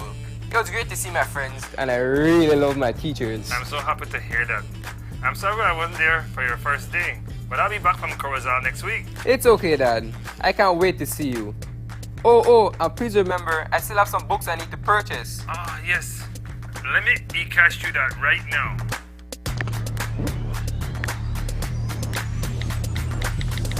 Money has been sent. I add a little extra cash just for you. Whoa, Dad. Thanks. Got it. You're welcome, sir. Download the eCash app today and take your first step into a cashless lifestyle. For more information, visit www.e-cash.com or contact us via WhatsApp at 613-0257. eCash, the future is here. Bundle the fastest, most reliable, unlimited broadband in Belize with your prepaid or postpaid mobile plan or Netflix. You can bundle your broadband with your prepaid and enjoy 50% off all national calls, plus get SMS and data. Paid plans? Then bundle with any speed and pay only $25 extra monthly to enjoy unlimited smart-to-smart calls, plus 500 minutes, plus 6,300 megabytes of data. Stream unlimited HD movies and TV shows with our broadband, plus the Netflix add-on for only $30 monthly, and enjoy streaming on your laptop, TV, phone, or tablet. Visit a smart showroom near you to sign up or upgrade to the bundle that's right for you. Smart, bringing people together. Great Belize Productions Channel 5, proud winner of 5 Caribbean Media Awards for 2019 and 2020. Best Television News Item, Best Responsible Coverage of Children's Issues, Best Health Education Journalism, Best Television Commercial Spot, and the People's Choice Award, with special mention by the jury in the Best Television News Item category. Whether you're at home, on the road, at work, or at school, if you see news happening or suspect that something might be up, call or text the Channel 5 News Belize tip line at 5555. You don't have to give us your name, just give us the tip. That's 672 5555. Call or text us so we can check it out. Whether it's back to the classroom or back on the tablets, the new school year is almost here. We know you missed seeing the children take center stage in 2020, but now Summerfest is back, pandemic style. Join us on August 27th for a virtual celebration of our talented Belizean children. We'll bring you all the family fun and entertainment right in the comfort of your home. Don't worry, we'll still have fantastic giveaways throughout the live show. All you have to do is follow us on Facebook at Open Your Eyes BZ. Our annual Kids Talent Show starts at 6:30 a.m. live on 5 and streamed on Facebook and YouTube. Start your school year right with Summerfest 2021.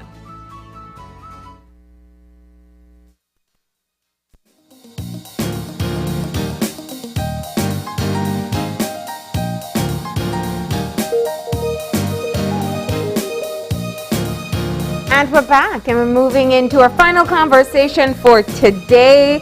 We have, over the past few weeks, been venturing into a tour of Belize, talking about day trip possibilities for families, ways they can get out and explore lesser known areas of the country. And here, returning to tell us all about activities in central Belize, we're joined by tour operator Nikolai Alvarado. Good morning. Hi, good morning. How are you guys doing? I'm great. Looking forward to hearing about the latest trips that we should put on our bucket list, right? Well, we'll start central Belize, starting coming down from Belmopan area. We go to the Cave Branch Outpost, one of the most popular area that tourists and locals go to visit on a daily basis. So you could go right there and you'll have the cave tubing that is offered there. The famous cave tubing tour, the #1 tour to do in Belize. You have the zip lining through the rainforest or the canopies of Belize. Yeah. You also have the cave kayaking that a lot of people don't actually do, but the cave kayaking, you could actually traverse through the entire cave system, because when you do the cave tubing, you only go through 2 or 3 cave system. Yeah. But you could start all the way at the last cave with the kayaking and come all the way down about 4 or 5 cave system. Oh, wow. How long does that take? If you do the entire cave system, starting all the way up at the Hummingbird Highway, that will take you about 4 to 5 hours just to kayak down it. It's very nice, and you got to take your backpack with your lunch and your water for that journey. Or you could do the shorter version where you go to the Caves Branch Outpost, and you could get a tour right there, and you could do just 4 cave system from that area, and it takes you about an hour and a half to do those. Okay. What types of things do you see when you're on a tour like that? Inside, you'll learn about the cave itself, the history from the Mayans, how it was useful for the Mayans, what they use it for. You'll learn about the cave, the stalactites, the stalagmites, the Mayan mythologies. You get you're told stories about the cave. You know, you get to see the different formations, use your imaginations in the cave, and the water is 90% of the time is crystal clear. So while you're going, you could see all the way to the bottom, different fishes. It's just a relaxing tour, you could say, for your family, especially the kayaking, because, you know, kids, everyone could do it. The cave tubing, not so much, because there's restrictions when it comes to the cave tubing with the 40 inches for the kids. You know. But so the younger ones you can take in the kayak? Not through the caves, but on the river itself you can, with life vests and, you know, a tour guide. But just at the river, at the cave branch right there, there's a little setup at the river where you could actually go down to the river. There's beach chairs right at the river. There's a restaurant right on top of the river there. So they will bring your food, they will bring your drinks, and your family could just swim. Even kids could be right there swimming and enjoying the day as well. And on these hot days, that water feels great because it's nice and cool. Yeah, but the zip lining, kids could do it. They will actually carry them along with the zip lining guide. So they will strap them to the guide so they could also have that experience as well. I've seen guests and locals who are afraid of heights, you know. They'll go on it, adults, and they don't want to go. The guides will, don't worry, they strap them to themselves and they carry them along and they have a great time. Okay. And you know, like, it's interesting, like, it's great that we're seeing pictures, and since we're talking about ziplining, it's funny because I had a conversation with somebody the other day who was sort of just thinking that ziplining is just like you like go back and forth between like one post, and I don't really know about like the views and stuff. So can you talk about like what the experience is actually like? The ziplining at the Cave Branch outpost right here, it's very unique. At first, they will start with a chicken run. So that's to test those who are afraid of heights and speed and the area to see if you want to continue on the journey, right? Run? Yeah, the chicken run. So after that first run, then it gets more faster, longer, and more excitement. So basically, if you only do that one and you stop, you're the chicken that's Yes, running. yes. Okay, got You run back to the location where you started, right? But there's also a butterfly garden farm at that site as well. So to get to the zip line, they have a butterfly house that you got to pass through. Right, and you could see different varieties of butterflies from the country and from around that area. And the two last lines are what most people or the guides will tell you to look out for, because those are the ones that actually go over the river and then it comes back over. So it's the two longest ones. And then the second and the third one goes through the canopies of the trees. Very exciting. Like, you can't see the other platform. So while you're going, you don't, all of a sudden it blows up in front of you. So if you're a first time doing it, it's very exciting. And right there you could also do the cave hole drop that you saw just now with rappelling. You can rappel? Yeah, so there's a rappelling that you go rappel down into a cave system at that site as well. Wasn't there a rock climbing site around there at one point? There is rock climbing as well, but at the moment they're not offering it at the site. They're only offering the cave drop and the zip lining and the cave tubing, cave kayaking. Yeah. All right. So, and this is, I mean, how long is the drive from Belize City? From Belize City, it will take you about an hour drive comfortably, right? Hour and 15 minutes the most. And all these activities are available on the weekend? All during the week and on the weekend, yes. Okay. You could call ahead of time if you have a larger group, you know, so they could make accommodations for you. And when you get back there, there's actually restaurants right there as well. So you could have your food and everything there. Okay. Good. So that's one of the activities. We started off at Caves Branch. Where else are we headed? So you come on down between Cheers and Amigo's restaurant. There's the Monkey Bay. So you go down that area and you could go swimming with the family. And there's also the cave, the river canoeing. You could do canoeing on the river there as well.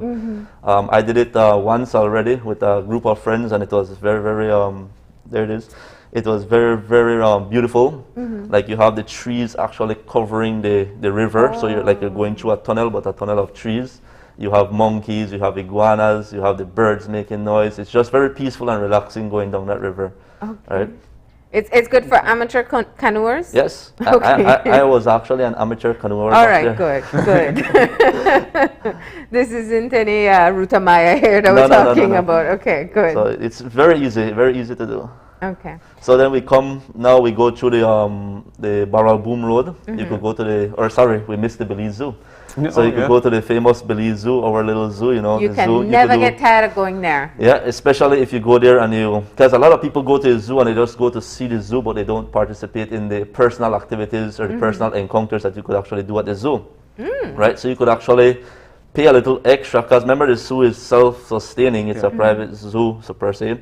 So when you book the extra activities, that helps to feed the animals and take care of the employees and all of that stuff, right? Yeah. So you could actually go to the zoo and have your family have a personal encounter with a toucan, hand feed a toucan, hand feed a tapir, or go inside a cage and then meet a jaguar up close and personal. So you will get to feed the jaguar through the cage. Of course, you have to listen to your guide and the caretakers that are there giving you the instruction every step of the way. Yeah. So the jaguar will put a high five, he'll do a somersault, he'll jump on top of the cage, right? So it's a very, very unique experience. So many of us have been zooing all wrong. You need to do the extra.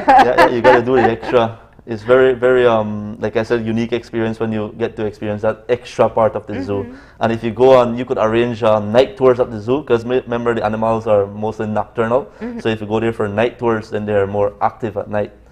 Right? All right, so we passed the Belize Zoo. Where else do we head? We coming down now through the Barrel Boom Road, and we go to the Community Baboon Sanctuary. Right? So the Community Baboon Sanctuary, why I like and I recommend guests or locals to go to the Community Baboon Sanctuaries, because like the word says, it's a community effort. So all the community came together to form the Community Baboon Sanctuary, and it benefits the entire community. So when you go there, you could actually do the monkey tour, the Howler Monkey Sanctuary tour. You could actually do kayaking on the river. You could do biking, mountain biking through the jungle there. The first time that I did the mountain biking there was with Mr. Robert, who is at the Baboon Sanctuary, one of the guides. And coming out back about 300 feet from the center itself, we saw a mountain lion, one of the wildcats in Belize. It actually just sat right on the trail, looked at us, and the two guests that we were with, they looked at me, they looked at Robert, and like, are we going to go down there? I'm like, well, that's the way to come out. That's the only exit. So then, after he looked at us, he just walked right off and went into the jungle, and we continued. But it was a very, very good experience because they were talking about cats all day, right? Like they will want to see a jaguar in the wild or want to see one of our wildcats in the wild, and bam, it appeared right there. Amazing, yeah. So it's a very, very good experience right there. And then you come on down out now. We're coming down. We have Bakaba Eco Park, right? So if you want to go there with the family, go swimming at the pool, relaxing. They also do kayaking and horseback riding at Bakaba as well. So there's a lot to do in Belize district if you come out of the city, all right? And it's Bakaba, and these areas are not far as well. Yeah. Like 30, 35 minutes the most drive from Belize City. Yeah. Right? So you could call ahead of time and make arrangements for your family during this time, of course, the pandemic, you know, you want to make sure that there's availability and everything at the site. So we come from the Bakab and we go to the Northern Highway and we go through the Old Northern Highway. One of the most famous sites through there is the Altunha Mayan Temple, right? So it's one of the smallest but one of the wealthiest Mayan sites due to the jade head that was actually found there. And the hike at Altunha, a lot of guides and guests and locals will go there, but they miss the hike to the reservoir. There's actually a hand-dug reservoir right there that you could walk through the jungle. Along that reservoir, your guide could actually be informing and educating you on a lot of the flora and medicinal plants of Belize as well that are along that trail. All right, so it's a very beautiful hike, and if you go there early in the morning, I recommend going there early in the morning or late in the evenings because you could actually see toucans flying around as well and hear all the birds and just nature come alive in the evenings and morning rather than in the hot sun when there's a lot of crowd as well, right?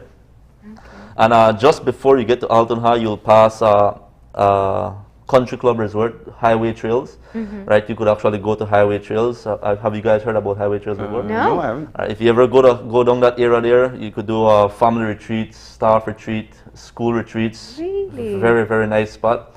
They have volleyball courts, tennis court, basketball court. They have little fishing ponds, paddle boats. If you don't like horseback riding, you could jump on a horse and boogie and go to Altunha on a horse and boogie through the jungle.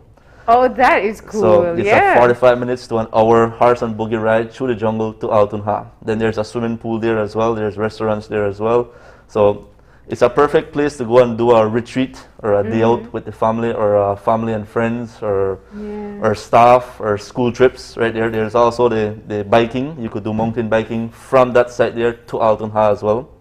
Right? So like let's say you have a family and you have a driver. The driver takes you there, he drops you off, and then you and your family jump on the bogies. You could go to Altunha, and then you take the vehicle route back to the country club to relax for the rest of the day. And then jump in the pool to cool down after the site. Cool off, yes. Okay. Or enjoy a sport of volleyball or horseshoe game or something. They have a lot of activities right there to do, right? Then you come Old Belize. You come back now to the city area. You have Old Belize. Oh, we missed the Ladyville. Remember, there's a paintball area in Ladyville that you could go do paintballing. And I think he's also doing a new tour on a mangrove tour on a pontoon.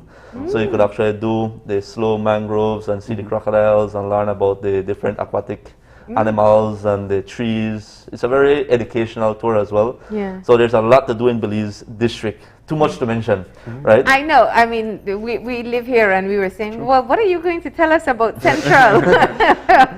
But the list goes on and on. And I guess I'm touching a lot of stuff that normally you don't hear about, right? Yeah. Because Crooked Tree, again, you could go to Crooked Tree and do a river tour there, bird watching. Crooked Tree is very famous for bird watching, you know. And fishing, you could go fishing as well, river fishing. So there's a lot of stuff to do in the Belize district. Old Belize, as I mentioned just now, if you want to go relax closer to Belize City, 10 or 15 minutes away from the city. And then you go out now to the Keys. The Keys, there's a lot to do out there, right? You go to Key Cocker.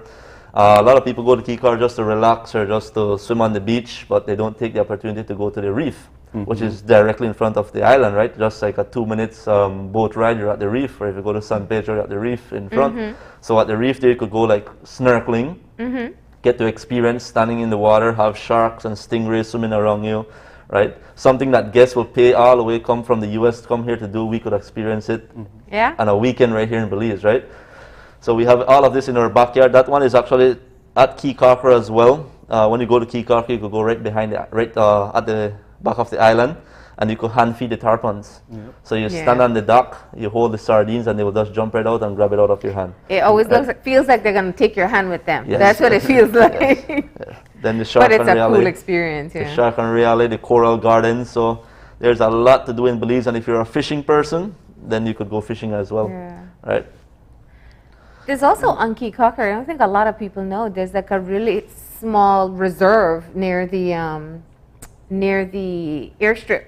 And you can go and you check out the plants and see what's there. And fauna, the birds. Yes, they do bird watching there as well. Yeah, and if you're a scuba diver as well, that's as well. And Key Cocker has a cave underneath that experienced scuba divers can explore. Just to let your mind wander. Just imagine all of that was once dry land before. Walking from the main, Belize had a bigger mainland before, right? Because remember, stalactites, they only grow in cave system and water and dripping. So if you go diving inside of this cave under Key Cocker, you could find stalactites and stalagmites. So just let your imagination wander, and all of that was once part of the mainland. And then it just, with sea level rising, now it's an island, right? But that is why it's important too at Key Cocker when they're doing development out there for sustainable development, because of that cave system. It's a very sensitive cave system, right? So you want to preserve the island with development out there as well, because hitting those cave system, it collapses, the island goes. Okay. But I think it is something that a lot of people don't know, that there is a cave under Key Cocker. But not everybody can dive it, can it? No, I think it's for experience. Yes, for educational purposes. Okay. Yeah. So that's where the tarpon reserve is. Where you go to hand feed the tarpon at the back of the island. That's like the entrance to the cave system right there. And even in Belize City, there's a lot of us Belizeans who are into history. So in Belize City, if you just want to be a historian in your own country, Belize City, there's a ton of history that you could do tours in Belize City that will get you a ton of history itself. Going to the different sites in Belize City, the museum, learning about the culture and history, or even a food tour in Belize City, right? Because in Belize City, there's a lot of new places popping up here and there. Like yesterday, after tour, two of our guides, Eric and myself, and this guy Tutal, Linda Cook from Broadboom, we went to this place, Santo Taco, right? Okay. And we tried the tacos right there. It's very good, right? So new places, right? You have a lot of new tasty stuff popping up all over the city, and it's good to try them to get to experience it. Right, or there's the train tour that you could do in Belize City here to get to see the city. So there's a lot of stuff to do here in Belize. You just have to get off our couch and comfort zone and go and do it. Do you have any favorites or activities that you like to do around here? What would be your top 2 or 3? Top 2 or 3, probably the cave kayaking, cave exploration. I like the cave tubing, but that's more like a laid back tour. I am more I like the adventurous part of it, so I like to get out of the tube and traverse and travel and explore the cave itself, because inside the cave there's a crystal cave area where you could actually hike up inside the sinkhole. It's very beautiful and just get to explore itself. So I like exploring. You don't need any glitter filter for that one. It's going to sparkle all around you anyway. So you could the exploring, the zip lining, right, and the Holler Sanctuary, those are my favorite spots right there. Okay. Well, if you're talking about being able to see a mountain lion while just out on a bike ride, that gets a lot of the adventurers going already. And this shot of the zip line going over the river, that's definitely something to see. Yeah, that's the one that, like I said, going zip lining that everyone looks forward to. You start off, and that's the climax to the zip lining right there. All right. So there we go. We thought Central Belize was limited in their activities, because I was saying, well, we did West, so what are we going to do in Central? But the list goes on and on. And they actually have ATVs as well on the Cave Tubing Road. There's a company there that does ATVs as well, so you could actually do ATVs in the rainforest there too.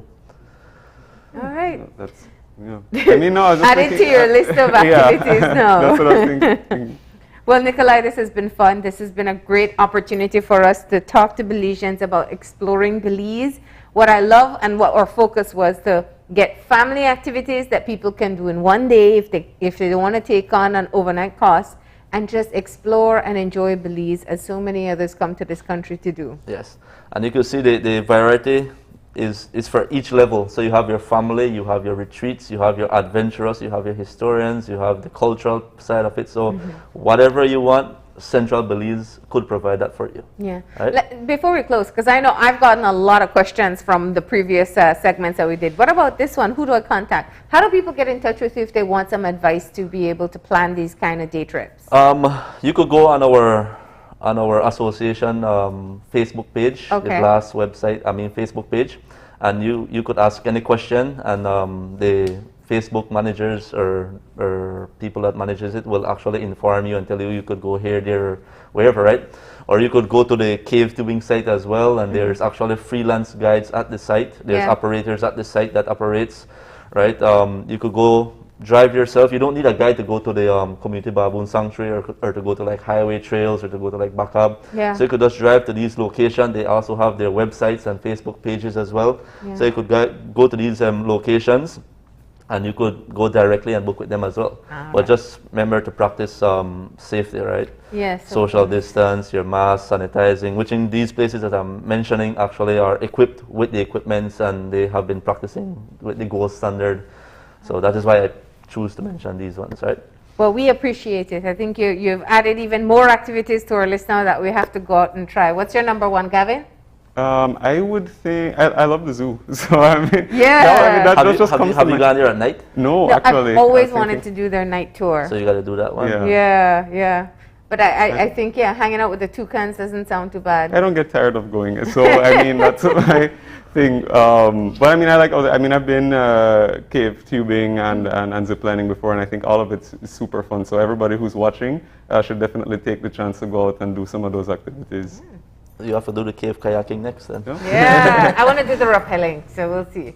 All right, but thank you so much, Nikolai. We appreciate it. All right, it was a pleasure. Hope to see you guys sometime soon, all right? All right, and with that, we're going to go ahead and take our final break, and when we come back, we'll have our wrap-up, so stay tuned.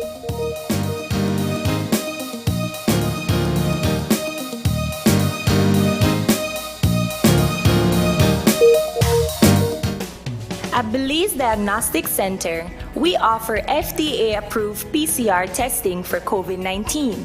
Get your results as quickly as 1 hour. Don't risk getting exposed to COVID-19 by going elsewhere. We take appointments, or we can come to your home or office using our concierge service with no additional fees. We have 10 locations countrywide. Call or WhatsApp us at 613-TEST. That is 613-8378 to schedule your test today.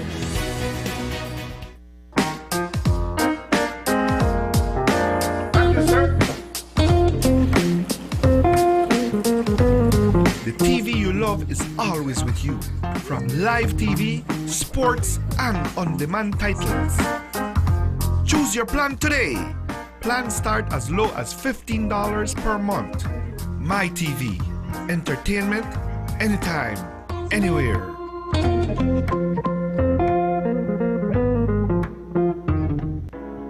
Imagine going through your entire day without the burden and risk of carrying cash on you. Belize's shift to digital wallets has begun with eCash. We can now skip the cash when collecting money or paying for our essentials, all while using a fast, easy, and secure platform.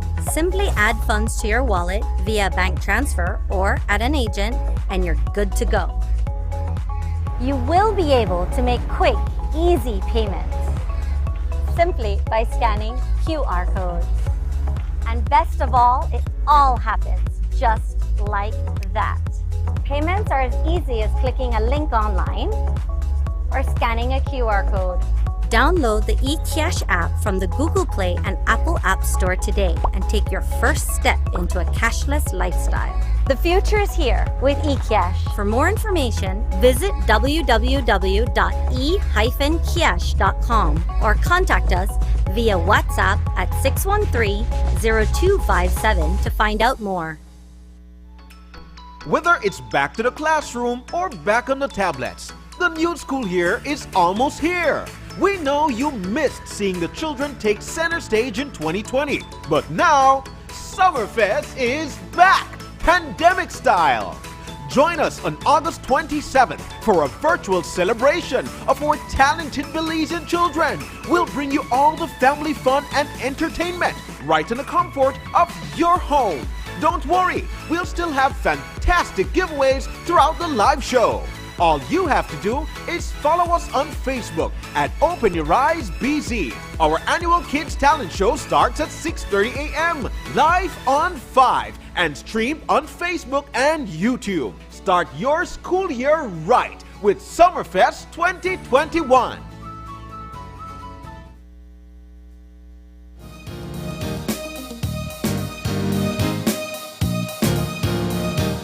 And we're back, and what a great, interesting show it was. We started off hearing a bit of the regional perspective. We heard from Puerto Rico and Panama, medical professionals who are working there, sharing some insight as to what they're going through and drawing some similarities on what we're experiencing here. Yes, and then our second conversation, we came a little bit closer to home, and we had a conversation with Belize's ambassador to Mexico, Oscar Arnold, who was giving us an update on a lot of topics and issues that are going on between Belize and Mexico. So we want to thank the ambassador for coming in and giving us that update. And then finally, we shifted gears to right in our own backyard. Literally, yeah. And you know, I really have been enjoying these tours that we've been doing, kind of just giving people ideas for day trips. We did the West, we did the North, and now we've done Central Belize. And I mean, I have a number of activities now that I've definitely added to my list that I want to see and experience. No, yeah, for sure. And you know, if you guys are watching just now, looking at the pictures is nothing like the real experience. So you definitely have to go out there and do it. And I mean, a lot of the places that we're talking about are not even an hour away from Belize City. Yeah. So, I mean, from the zoo to Bacab, Caves Branch, all kinds of places. I mean, they're literally like right there. And you can do it for a day with the family, with friends. And of course, you can do them in a safe way too, which I'm glad that Nikolai mentioned as well. Yeah. All right. But that's all the time we have for today. We have a few reminders, of course. Tomorrow, it is actually going to be the return of Summerfest. You know, 2020, we had to put a pause on everything. And this time around, we know that our children have been at home. Some have been practicing their craft, whether it's piano or dance or singing. And so we wanted to give them the opportunity to get back on the stage. And that means in studio, of course, and according to all the COVID guidelines. So we're going to have our pandemic-style Summerfest, which means a hybrid of live and recorded performances, but all children who are going to be showcasing their talents. We're really looking forward to it. It's going to be a fun morning, so please remember to tune in at 6:30 and show your support. And of course, you can watch our live stream and participate in our giveaways. We usually have back-to-school giveaways. There's usually a line here at 5 a.m. to be able to get in for the giveaways. And this time it's going to be done online. So please do tune in so you can walk away with one of our fantastic prizes. Absolutely. Summerfest is going to be great. You do not want to miss it. And that is tomorrow. And one other quick little reminder, August 26th is International Dog Day, so we are going to be celebrating that, and we encourage you guys, if you're watching, to please send us pictures of you and your dog, or maybe just your dog, and we'll be putting it on our Instagram page, and we'll be running that we'll be running that all up today. So please send in your pictures and celebrate with your loved one. Yeah, we're pretty much all dog lovers around here, so that's a big deal for us. So International Dog Day. Send us your pictures and we'll feature you on our Instagram. So you have to put the hashtag, of course, and you have to tag us. Our Instagram handle is OYE Belize, and on Facebook you can find us at Open Your Eyes BC. And also, if you do want to contact us, you can send us an email at oye@channel5belize.com. But that is, of course, all the time we do have for today. So do remember to tune in tomorrow at 6:30 a.m. to Open Your Eyes. And have Summerfest. That's where we get to act as kids. We'll also have our junior co-host with us as well, so you can check that out. But until then, have a great day, Belize. Remember to keep your eyes, your mind, and your heart open. All right, see you soon.